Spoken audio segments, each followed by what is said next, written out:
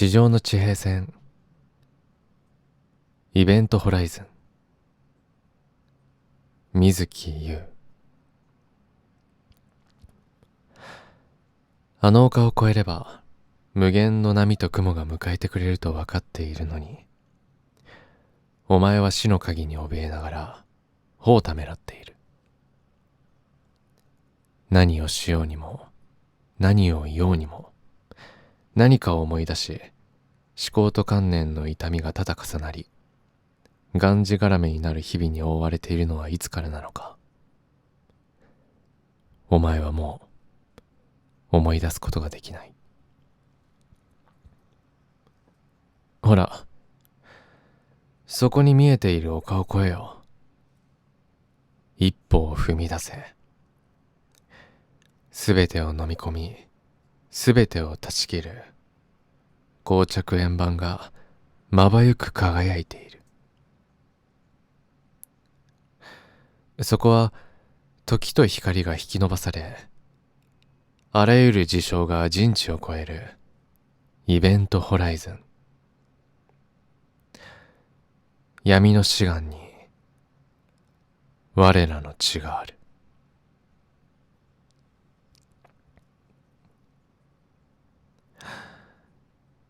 頂き物の菓子箱を包んでいた包み紙のシワを君は丁寧に伸ばしている。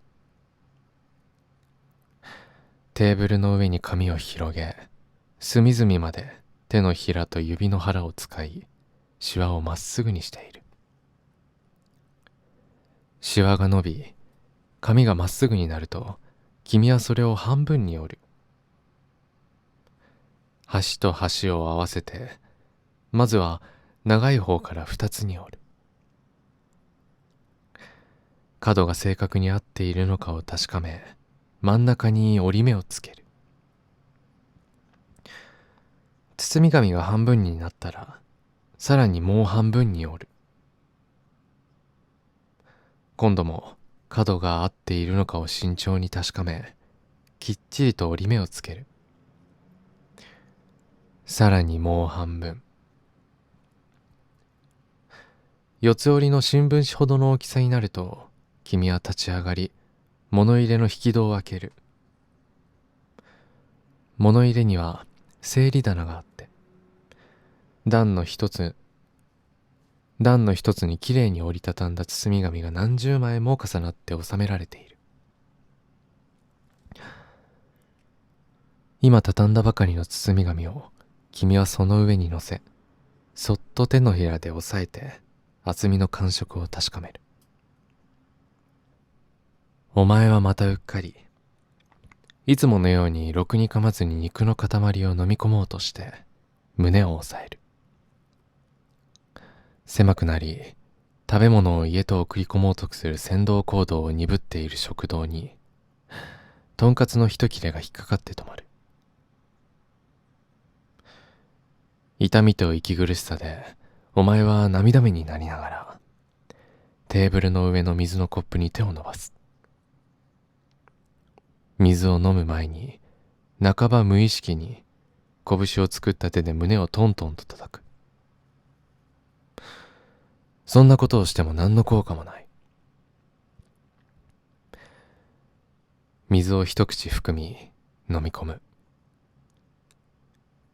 水は食道を塞いでいるとんかつのところに止まり、冷たく溜まる。痛みをこらえ待つ。水はやがて肉塊の隙間を通り、食道を通り抜けていく。それにつれて引っかかっていた肉塊もスルリと動き始め、ゆっくりと家と降りていく。痛みが引いていく。お前はほっと息をつき、胸をさする。その奥にあるイベントホライズンを思いながら。君は大根を切ろうとしている。これから味噌汁を作ろうとしているのだ。刃の根元が残っている首のところをざくりと切り落とす。落とした首は捨てないでまな板の横に取っておく。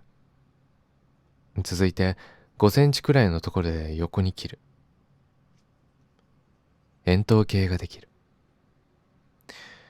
包丁を皮に沿って当て、大根の皮を薄く削ぐように切り剥いでいく。皮を剥いだ大根を縦に切れ目を入れて、太いマッチの軸のような形にすると、水を張った小鍋にまとめて入れる。皮も捨てずに取っておく。続いて人参を切る。刃がついたままだ。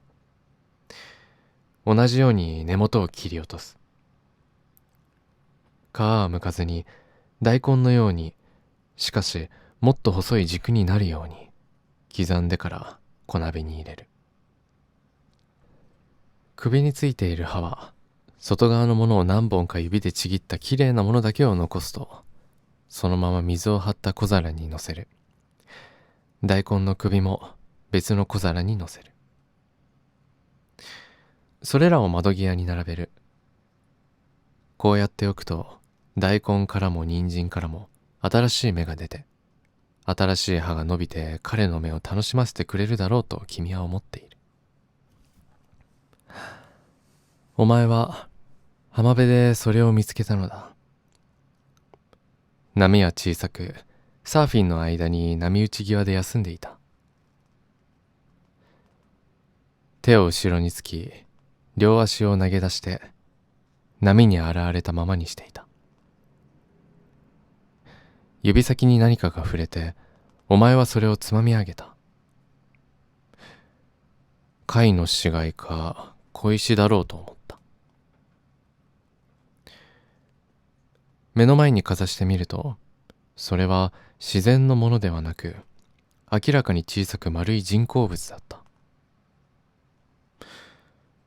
ビーズ玉というのには少し大きい。ペンダントというのには小さい。大きめのイヤリングが、丸いボタン。トンボ玉のような。材質は、木ではなくおそらく石または金属。表面には細やかな彫り物がしてあり、古代文字のような模様が浮かび上がっている。梵字のようにも見えるが、梵字ではなくお前が見たことのない文字だった。文様は浮き彫りになっているようだが、よく見ると透かし文字で彫り上げられた文字の奥にさらに何か透けて見えていた。かすかに光っている。しかもその光がちらちらと瞬いている。光源そのものが動いているようにも見えた。なぜかわからないが、お前はそれを口に入れてみたいという衝動に駆られた。舐めてみたくなったのだ。お前はそれを口に入れた。舌の上に転がしてみると、思いがけず焼けるような熱を感じた。吐き出そうとすると、お前の意志に反してそれは舌の上を転がり、喉の奥へ向かっていった。焼けるような熱さと痛みに、お前は思わずそれを飲み込んだ。君はくねくねと扱いにくい細いホースの先端を苦労してバスタブに入れる。バスタブには夕べの残り湯がある。風呂蓋もホースも取り回すたびに水滴が飛び散って、せっかく拭き上げた風呂の床を濡らしてしまう。スリッパを脱げばいいけれど、靴下も一緒に脱ぐ必要がある。ホースの先端には丸いプラスチックの口がついていて、そこから残り湯を吸い上げるようになっている。ドラム式の洗濯機で残り湯が使えるようにするのに君はとても苦労した。いろいろ調べて金具を取り寄せたりしてやっと使えるようになった。たとえ残り湯といえども、そのまま下水に流してしまうのには忍びない。洗濯に使う分には全く支障はない。残り湯は最後まで使い切ることが君には重要なことなのだ。マイクロブラックホールはそのシュバルツシルト半径が量子サイズのブラックホールである。ミニブラックホールとも呼ばれる。ブラックホールの質量はシュバルツシルト半径に比例するため、質量もそれに応じて小さいが、質量サイズであることを考慮すれば極めて大きい。ブラックホールを記述する一般相対性理論のシュバルツシルト解は、任意の質量のブラックホールを許容するが、当初はこのような極微のブラックホールを生成する現象は知られておらず、存在し得ないと考えられていた。しかし、ビッグバン直後の高エネルギー状態の中で発生した可能性がある。目覚めた時、確かにお前は彼女の気配を感じる。彼女の気配を感じている自分を感じる。俺はまだ生きていると思う。それからまだというのはおかしいなと思う。まだでもなく、さらにでもなく、もうでもない。今だ。目を閉じたまま考えをリセットする。俺はまだ生きている。息をしている自分に気づく。生きている自分。息を吸い、吐いている自分。胸郭の内積が増加すると、膨らんだ肺に臓器が圧迫される。食道が押され、脊椎との間にある組織から痛みが生まれる。組織はあの物体を飲み込んで肥大化している。歴史が生まれるはるか以前の古代人がすでに失われた技を使ってあれを使った。現象宇宙の黒い力を閉じ込める技。黒い力は時間と空間を支配する。お前も時間と空間を支配されている。すべての人間、生き物、存在が宇宙の時間と空間に支配されている。黒い力はお前の時間と空間を歪ませている。あれを取り込んだお前の体の細胞は異常に増殖を始めている。増殖細胞は全身に転移し、お前の時間を歪ませていく。しかしそれは自然なことなのだ。宇宙の法則の一部なのだ。人がそれに抗うことはできないのだ。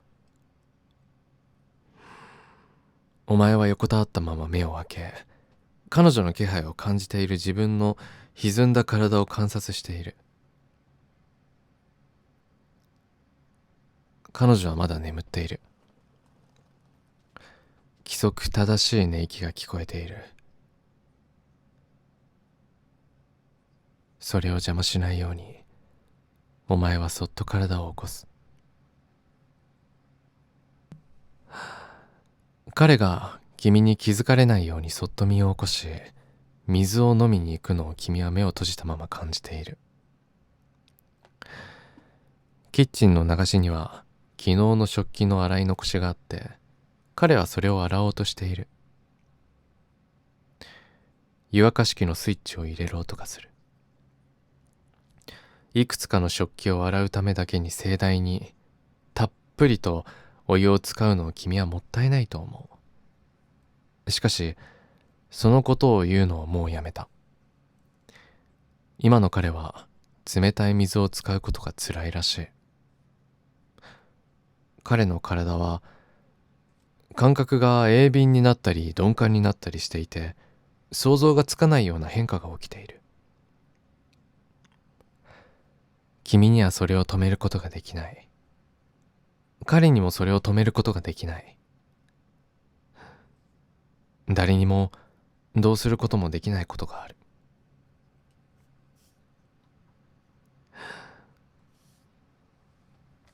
二人がかりで寝台に寝かされ、体の位置を神経質に調整される。胸に直接医療用マーカーで描かれた青黒い皮膚マークを目印に、照射される光で位置合わせするらしい。一人が両足を抱えて腰の位置を左にずらす。もう一人は万歳の格好に上げた両足の位置を調整する。1ミリ単位の微量な調整を繰り返し、やがて OK が出る。動かないでくださいね。と言い残し、二人の放射線技師は部屋を出ていく。大きな円盤のような照射器がお前の上に覆いかぶさっている。やがて遠くからブザーの音が聞こえ、放射線の照射がスタートする。何の感覚もない。実際にはレントゲン撮影の100倍以上の線量の X 線が腫瘍に向けて照射されている。感覚はないが、腫瘍の奥にある古代の玉が反応しているようだ。目を閉じると作り出されたイメージなのか、それとも実際のビジョンなのか、脳裏にその様子がまざまざと浮かんでくる。透かし彫りの古代文字のような文様の奥にはちらちらと光が見えている。それが照射される X 線に反応するのか、時にまばゆい閃光を上下に放つ。上下の放射光は中心部に平たく広がった円盤のような光を連ねている。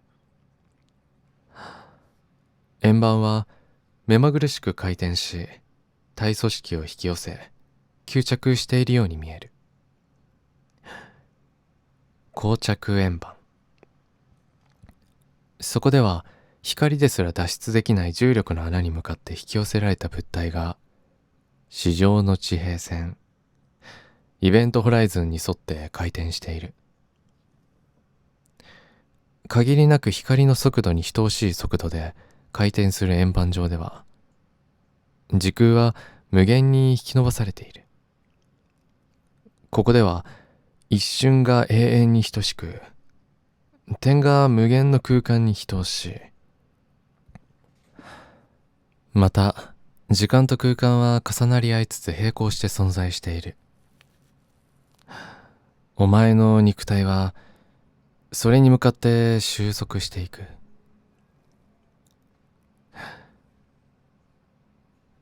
時間という概念を作り出した人の脳世界では、それは死と呼ぶ。人知を超えた潮汐力に捉えられ、お前は巨大な渦に巻き込まれていく。一旦渦に巻き込まれれば、誰もそこから逃れることはできない。たとえそれがマイクロブラックホールであったとしても、ブラックホールに向かう流れは不可逆なものであり、元に戻すことはできない。しかし、その先にある終焉ではない。ゴールではない。死という概念でもない。その先にあるものは、認知が不可能な事象の地平線であり、すべてがあると同時にない場所でもある。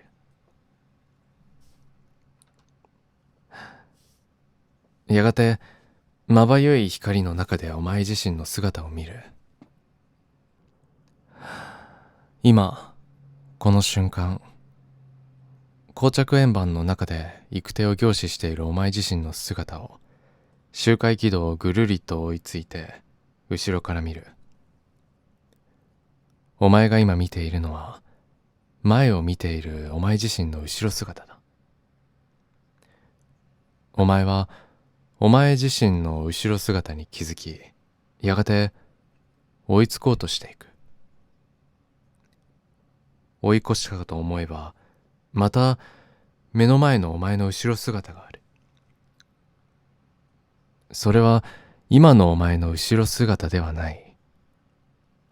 お前はウェットスーツを着てサーフボードを小脇に抱えている。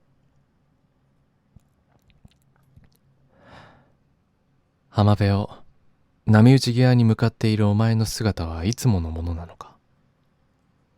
過去の自分の存在が膠着円盤の中で巡り、それに追いついた今のお前が見ている。気がつくとお前の姿が無数に見える。前にも後ろにも横にも上にも下にも、まるで巨大なマトリックスのように、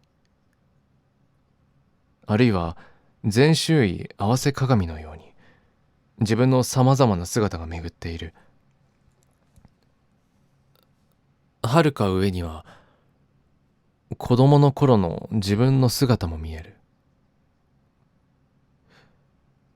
父親の手を引かれ、河原の堤防に植えた桜の満開のトンネルを、生まれたばかりの妹に会いに病院に向かっている3歳のお前の姿。期待と好奇心に満ちた、同時に不安がよぎる感情の記憶も物質化してそこにあるがごとく感じることができる。君は頂き物の菓子箱を包んでいた包み紙のシワを丁寧に楽しげに伸ばしている。そうか、楽しんでいたのか君は。とお前は気づく。切り落とした大根の首を小皿に置いている君もそれを楽しんでいる。お前が喜んでくれるかもしれないと想像して楽しくなっている。小皿を窓際に置いて、外からの光で若い葉が緑に透けているのを微笑みながら見ている君がいる。風呂の残り湯を無駄なく使うことに創意工夫の喜びを感じながらキビキビと洗濯している君の姿もある。そうか、ここにいたのか。みんなここに、すべてが無限の時間の中にあるのかとお前は気づく。ここにすべてがある。私の肉体と魂が消失すると同時にすべてが存在するイベントホライズン。私の中にあり、また私自身をも含んでいる。全的理解がそこにある。私は今ピアノを弾いていて、ここにいると思っているけれど、本当は宇宙のどこかでイベントホライズンを無限に引き伸ばされた時間と空間の中にいるかもしれない。私は、あなたは、お前は。君はここにいると同時に、ここにいないのかもしれない。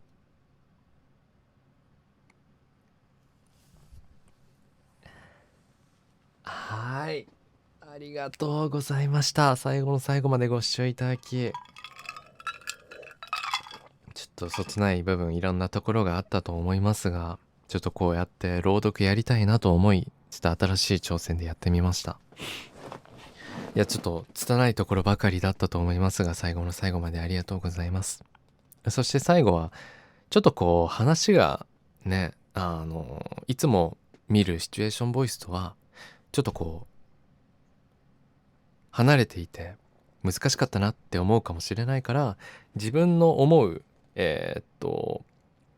物事をお話しして終われたらなと思っております。ブラックホール出てきたけど、難しくなくて、なんか失うとかそこに残るもの、そして愛するっていう話をこう伝えたいという感じだったんじゃないかなって思っていて、なんか自分が面白いなって思ったのは、作品、この朗読の中に、死っていうものがこう直接的ではなく単純ではなく書かれているところがすごくこう自分の中では面白かったかなと。イベントホライズンという形で、越えられたら、戻れられない境界線、それがデッドラインっていうものになるのか、こう作中ではそこに向かう途中のその本人が忘れていたような日常だったりとか、その相手の愛情が見えてくる。これが走馬灯なのかな。包み紙を丁寧に包んだりとか、大根の葉を育てること、残り湯を無駄にしないこととか、このなんていう日常がこう死に近づくほどにすごく大切なものだったと感じるし、やらせてしまっていたと感じるものが相手からすると楽しんでいた、この一緒に過ごす日常がお互い幸せだったという物事を気づけるという感じだったのかなって。そういう日常が君が生きている証拠で、思っている時間っていうのに気づいた。そこがいいところだったんじゃないかなって思って。人はこう愛されている最中には気づけない物事、日常、それをなんかそういうのって刺激的ではないじゃん、日常だから。でそういうのはすごくこう大切なんだというのを改めて感じるような朗読でした。だから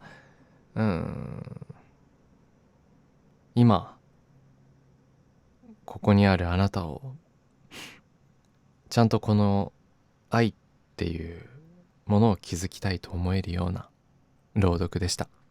改めて最後の最後まで、最後の最後までありがとうございました。すごくこう自分の中で楽しくできたので、今後ともよろしくお願いいたします。ありがとう。じゃあまた。